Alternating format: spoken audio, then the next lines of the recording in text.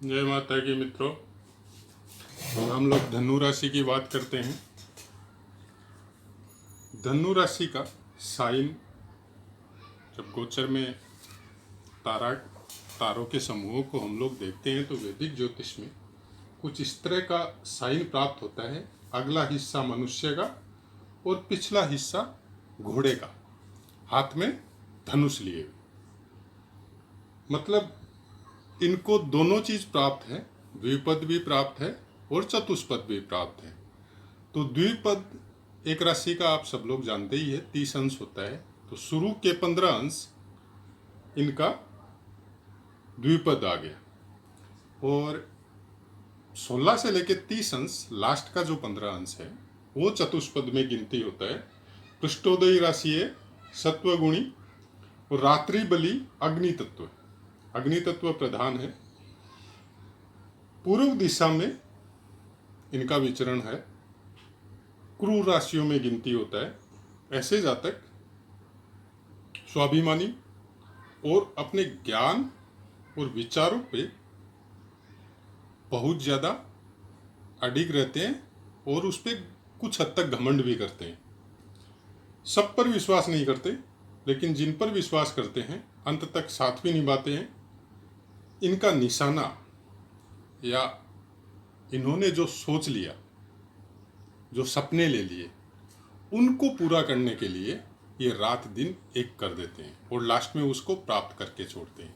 मतलब इन्होंने जैसे सोच लिया कि मेरे को आईपीएस बनना है, तो उस आईपीएस के लिए जो जो काम करना है, जो जो स्टडी करनी है, ये उसी में लगे रहते हैं। उस समय न इनको कोई अपना मतलब है, न किसी परिवार का कोई मतलब है, न कोई और मतलब है। उसी काम में निरंतर लगे रहते हैं, लास्ट में वो बन के रहते हैं। मतलब काम के पक्के धुनी, किसी का नहीं सुनने वाले, अपने काम में एकदम स्थिर रहने वाले और उसको प्राप्त करने के लिए जो भी जतन या जो भी ज्ञान इनको चाहिए वो प्राप्त करते हैं।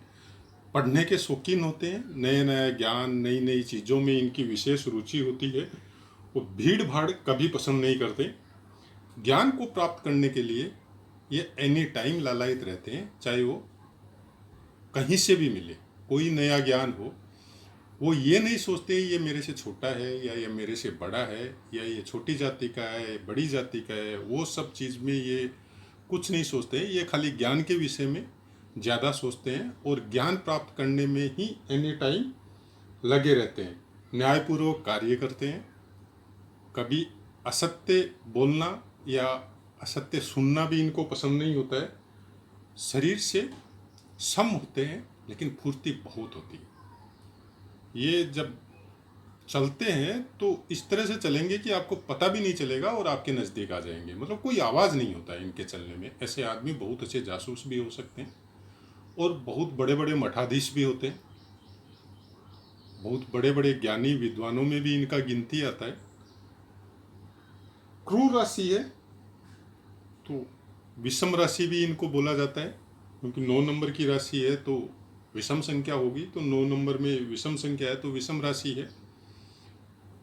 कार्य करने में किसी का कुछ नहीं सुनते हैं। अगर इनको कोई अपने विचार थोपना चाहे या लादना चाहे या ज़बरदस्ती करना चाहे तो ये कभी नहीं मानेंगे। मतलब अपने विचारों पे, अपने सिद्धांतों पे अडिग रहते हैं। किसी भी परिस्थिति में अपने विचारों से या अपने सिद्धांतों से ये समझौता नहीं करते हैं, उसी पे लगे रहते हैं।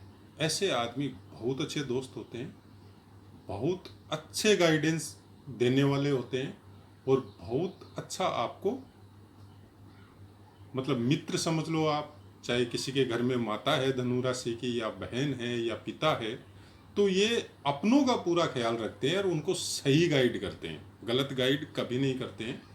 बाहर में भी अगर इनसे कोई राय लेने आएगा तो ये धर्म सम्मत जो राय होता है, जो न्याय पूर्वक जो काम होता है वही बताएंगे। अगर जो राय लेने आया और उसका खुद का ही गलती है तो भी ये उनको बोल देंगे कि ये आपका गलती है, आपको सुधारना है। इस विषय में मैं और आपके फेवर में कुछ नहीं बोल सकता, क्योंकि हकीकत यही है। हो सकता है सामने वाला नाराज हो, वो अलग मैटर है, लेकिन ये अपने अपने ज्ञान से समझौता नहीं करते किसी के साथ भी। 9 राशि चक्कर में 9 नंबर में ये राशि आती है। अभी तक मैंने भावों का और ये धनु राशि तक मैंने आपको बता दिया है। अब मकर, कुंभ, मीन 3 राशियों का मेरे को और बताना है, और उसके बाद में हम लोग ग्रहों की बात करेंगे। अगर आप लोग सुन रहे हैं तो उसको, अगर कोई चीज़ आपको समझ में नहीं आ रही है या कोई चीज़ को पूछना भी है तो आप डायरेक्ट यहीं पे कमेंट करें। कमेंट करेंगे, अच्छे हो बुरे हो कोई फ़र्क नहीं पड़ता, भाषा शालीन रखिए। मेरे को भी अच्छा लगेगा कि आप कमेंट कर रहे हैं, मतलब आप सुन रहे हैं। तो अब अगर आपको अच्छा लग रहा है अपने मित्रों में शेयर कीजिए, क्योंकि मेरा तो उद्देश्य यही है ना कि भला हो। जो इस विषय में जानना चाहते हैं, जो इस विषय को समझते हैं, इस सब्जेक्ट को, ज्योतिष को समझते हैं और वो जानना चाहते हैं, वो फ्रॉड में नहीं पढ़ना चाहते, तो उनको अगर अच्छा लग रहा है तो आपका भला हो रहा है। भला हो रहा है तो आप भी 2 आदमियों का भला करें, अपने मित्रों में, अपने फ्रेंड सर्कल में शेयर कीजिए। उनको भी थोड़ा ज्ञान होगा। क्योंकि अगर अपने को सोशल मीडिया या फेसबुक है या यूट्यूब है, आज जब इतने प्लेटफार्म है, पहले तो ये विद्या का इतना प्रसार नहीं था, कुछ कुछ आदमी इसके बारे में जानते थे, और जो भी गांव में, समाज में जो थोड़ा बहुत भी जानता था, वो जो कुछ बोल देता था हम लोग विश्वास कर लेते थे। लेकिन आजकल क्या है, इस विषय में सोशल मीडिया होने की वजह से इसका प्रचार प्रसार भी ज़्यादा हो रहा है। तो प्रचार प्रसार जब ज़्यादा हो रहा है तो फ्रॉड भी बेसी हो रहा है। फ्रॉड वालों से सावधान रहे।